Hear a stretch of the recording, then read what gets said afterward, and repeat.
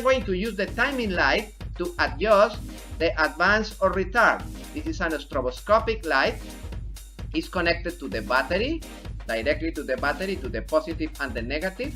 And the other end of this lamp is connected to the spark plug number 1 in order to indicate the moment that the spark received the power and the light sent the light. And I am going to send the light.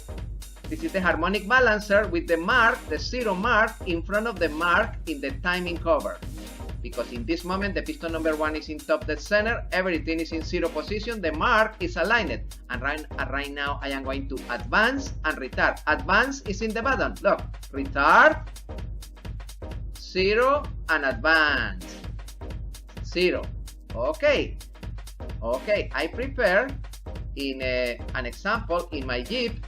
I am going to show to you the procedure. Unfortunately, in my Jeep, the distributor is fixed. It's not possible advance or retard, but I am going to show to you what is the 0 position with the stroboscopic light.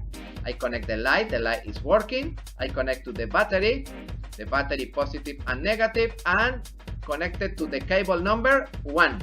And right now, I am going to point it, the timing light, exactly, and I am going to check what is the mark on 0.